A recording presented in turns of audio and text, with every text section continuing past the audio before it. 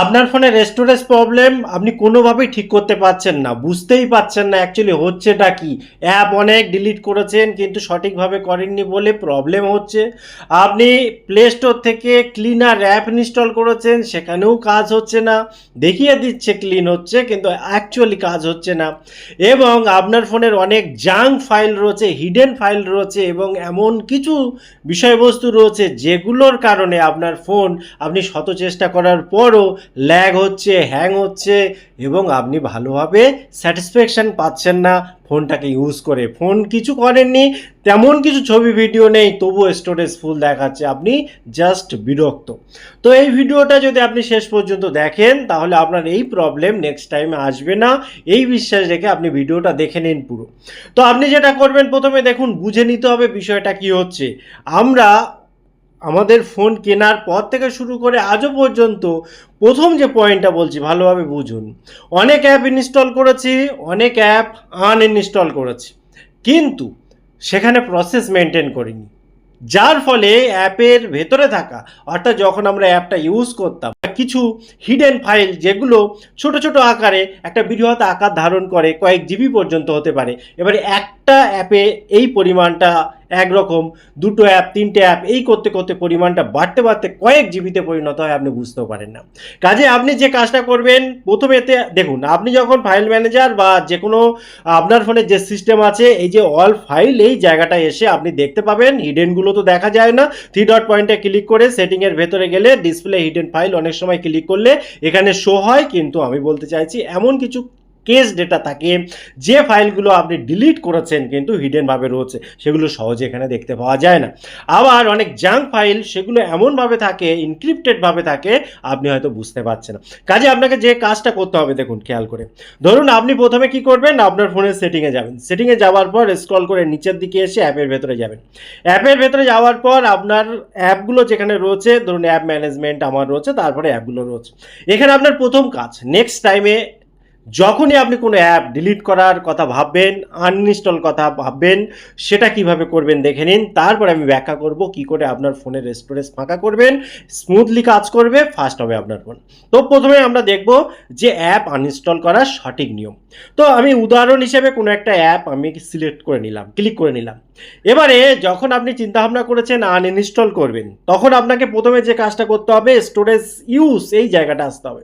এসে এখানে দুটো রয়েছে, ক্লিয়ার কেস, এটা আপনাকে ক্লিয়ার করতে হবে, এবং ক্লিয়ার ডেটা, এটাকেও আপনাকে ক্লিয়ার করতে হবে। ঠিক আছে, এবার এখান থেকে আমরা বাইরে বেরিয়ে আসি এবং এখানে দেখুন এই যে ডেটা ইউজ যেটা রয়েছে, এই জায়গাটায় ক্লিক করে আপনি দেখে নেবেন এইখানে সব 000 হয়ে রয়েছে কিনা, হয়ে গেল কিনা। অনেক সময় একটু টাইম লাগতে পারে, কিন্তু আপনি ক্লিয়ার কেস, ক্লিয়ার ডেটা এটা করে দিলে অটোমেটিক এটা হয়ে যাবে। এটা করে নেওয়ার পর আপনি এখান থেকে এবার আনইনস্টল করে দিলেন। ঠিক আছে, হয়ে গেল। এখানে কিন্তু শেষ নয়, আরও একটা কাজ আপনার বাকি রয়েছে। আপনি প্লে স্টোরে যাবেন, প্লে স্টোরে যাওয়ার পর আপনি যে কাজটা করবেন, আপনার প্রোফাইলে ক্লিক করবেন, তারপরে কি করবেন, ম্যানেজ অ্যাপ অ্যান্ড ডিভাইসের ভেতরে যাবেন। যাওয়ার পর এখানে দেখুন ম্যানেজ অপশান রয়েছে, এই ম্যানেজের ভেতরে ক্লিক করবেন। এবার আপনার ফোনে যে অ্যাপগুলো রয়েছে এখানে সব দেখতে পাওয়া যায়। আপনি যে কাজটা করবেন, দিস ডিভাইস বলে যেখানে লেখা আছে, এখানে আরেকবার ক্লিক করবেন। ক্লিক করলে নিচে দেখুন নট ইনস্টল বলে অপশান রয়েছে, এই নট ইনস্টলে ক্লিক করবেন। এখানে দেখতে পাবেন আপনি অতীতে যে অ্যাপগুলো ইনস্টল করেছিলেন ফোনে, সেইগুলো কিন্তু এখানে এখনও রয়েছে। আমি বলি কি, আপনি অবশ্যই এখানে এসেও এইটাকে অবশ্যই এখান থেকে পুরোপুরি রিমুভ করে দিন, ফোন থেকে কোনো কানেকশান রাখার দরকার নেই। দ্বিতীয় কথা আমরা যে ভুল করি, প্লে স্টোর থেকেই আমি দেখাই, এখানে আমরা প্রচুর পরিমাণে দেখতে পাই জাঙ্ক ফাইল কী করে রিমুভ করবেন, ফোন কী করে ক্লিন করবেন, র্যাম কী করে ফাস্ট করবেন, এই জাতীয় বহু অ্যাপ রয়েছে। আমি কোনো পার্টিকুলার অ্যাপের নাম বলছি না, কিন্তু আপনি খেয়াল করে দেখেছেন হাজার হাজার অ্যাপ রয়েছে, কিন্তু এর বেশিরভাগই কোনো কাজের না। বরং এই সমস্ত অ্যাপগুলো এমন পারমিশন নিয়ে নেয় আপনার থেকে, যে পারমিশনগুলো নেবার ফলে ব্যাকগ্রাউন্ডে এত পরিমাণে কাজ করতে থাকে এবং ডেটা তারা সংগ্রহ করতে থাকে আপনার ফোন থেকে, যার ফলে র্যামের প্রেশার পড়ে, প্রসেসরের প্রেশার পড়ে, আপনার ব্যাটারির উপর প্রেশার পড়ে, কারণ এই কাজগুলো করতে গেলে পাওয়ার লাগে, পাওয়ার জেনারেট হয় ব্যাটারি থেকে। এবং সব থেকে বড় কথা, এই সমস্ত এফেক্টের ফলে ফোন যেমন গরম হয়, কাজের কাজ কিছুই। সব থেকে সহজ উপায় হলো আপনি আপনার ফোনের সেটিংয়ে যাবেন। সেটিংয়ে যাওয়ার পর উপরে যে সার্চ, এখানে আপনি লিখে দেবেন ফোন ম্যানেজার বা ক্লিনার বা ক্লিন আপ এই জাতীয় আপনি পেয়ে যাবেন, অবশ্যই পেয়ে যাবেন। ঠিক আছে, এই জায়গাটায় আসলে আপনি পেয়ে যাবেন। এবারে দেখতে কেমন হয় নর্মালি, এখানে দেখুন এইরকম।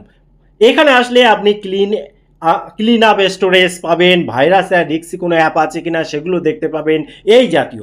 অর্থাৎ এটা ইনবিল্ট ফোনে দেওয়া থাকে, এটা অনেক বেশি সুরক্ষিত এবং কাজটাও ভালো হয়। আপনি জাস্ট এখানে আসবেন, এসে এখান থেকে আপনি কিন্তু যে জাঙ্ক ফাইলগুলো আপনার ফোনে রয়েছে সেগুলো কিন্তু খুব ইজিভাবে ডিলিট করতে পারেন পার্মানেন্টলি। ঠিক আছে, এখানে এসে এই ক্লিন করে দেবেন কয়েক জিবি পর্যন্ত। যদি অনেক দিন না করা থাকে আপনি খেয়াল করে দেখবেন কয়েক জিবি পর্যন্ত। এখানে দেখুন বুস্টের অপশানও রয়েছে, অনেক অপশান পাবেন। তবে আমি এইগুলোকে অ্যাভয়েড করতে বলি, কারণ সহজে বুস্ট কিছু হয় না। কিন্তু আপনার ফোনে যে জিনিসটা রয়েছে সেটার ইউজ করুন, সেটার ইউজ করলে অনেক বেশি ভালো থাকবে। এবারে দেখুন একটা খুব পরিষ্কার কথা বলি, আপনার ফোন যদি আপনি ফাস্ট রাখতে চান, যাতে স্লো না হয় সেটা রাখতে চান, এবং স্মুথলি কাজ করে, র্যাম ভালোভাবে পারফরমেন্স করতে পারে, আপনার ব্যাটারি ভালো থাকে, ব্যাটারি হেলথ ভালো থাকে, ফোনটা বেশি গরম না হয়, এটা যদি আপনার মূল লক্ষ্য থাকে, একটা জিনিস সবসময় মাথায় রাখবেন। এই যে মাই ফাইলের এখানে আসলে বোঝা যায়, এই যে টোটাল আপনার ফোনের স্টোরেজ কত। আমার এখানে দেখুন 256 জিবি, আমার এখানে ফাঁকা আছে কত 195 জিবি থেকে মাইনাস করলে দেখতে পাওয়া যায়। তো এখানে আপনি খেয়াল করে দেখবেন অনেকেরই লাল চলে আসে, অনেক একদম শেষের দিকে চলে আসে। আমি বলবো মিনিমাম কিছুটা জায়গা ফাঁকা রাখুন, মিনিমাম কিছুটা জায়গা ফাঁকা রাখুন। অনেক রুলস অ্যান্ড রেগুলেশন আছে, অনেক অনেক কথা বলে, কিন্তু মিনিমাম আপনি যদি 20% অন্তত ফাঁকা রাখতে পারেন তবুও কিছুটা রক্ষে। পারলে 30% রাখুন, 40% রাখুন, তাহলে তো খুবই ভালো। অর্থাৎ আপনার হয়তো 256 জিবি রয়েছে, আপনি হয়তো বড়জোর 150 জিবি ব্যবহার করলেন, সর্বোচ্চ 200 জিবি ব্যবহার করলেন, অন্তত 50 জিবি ফাঁকা থাক। তাহলে কি হবে, আপনার পারফরমেন্স ভালো হবে ফোনের, মিলিয়ে নেবেন এটা। এবারে আপনি প্রশ্ন করতে পারেন যে আমি তাহলে কেন ফোনে এত জিবি স্টোরেজ নিলাম, আমি রাখবো বলে তাই। কিন্তু আপনি রাখুন না, 256 জিবি বা যাদের যা আছে স্টোরেজ, আমি সেই অনুসারে বলছি, উদাহরণ হিসেবে এটা বললাম। 100 জিবি ডেটা একেবারে কম নয়। এমন অনেক ভিডিও রয়েছে আমরা হয়তো সেই কবে দেখেছিলাম, তারপরে আর সেই ভিডিওটা ফোনে পড়ে আছে, আমরা গুরুত্ব দিই না, বা খুব বেশি ইম্পর্টেন্ট হয়তো সেটা নয়। আমি বলি কি, বর্তমানে সোশ্যাল ইউজটাকে ভালোভাবে বুঝুন। এমন যদি কোনো ভিডিও, যে ভিডিওটার আপনার গুরুত্ব অনেকটা বেশি, প্রয়োজন অনেকটা বেশি, কিন্তু সেরকম ভিডিওর সংখ্যা খুবই কম থাকে, খুব বেশি থাকে না, কিন্তু আপনি খেয়াল করে দেখবেন এমন অনেক ভিডিও রয়েছে, সে ভিডিওগুলো ইউজলেস, কিন্তু আপনার ফোনে পড়ে আছে, আপনি খেয়াল করেননি। যখনই ডিলিট করতে চান তখন মনে হয় এই ভিডিওটা থাক ফোনে, এটা হয়তো ভবিষ্যতে কাজে লাগবে, আপনার ইমোশন আছে ওখানে, আপনার কিছু ভালো লাগা আছে এখানে। তো এক্ষেত্রে আমি বলি দেখুন, এগুলো আপনি সোশ্যাল মিডিয়ার বিভিন্ন প্ল্যাটফর্মে রেখে দিন না।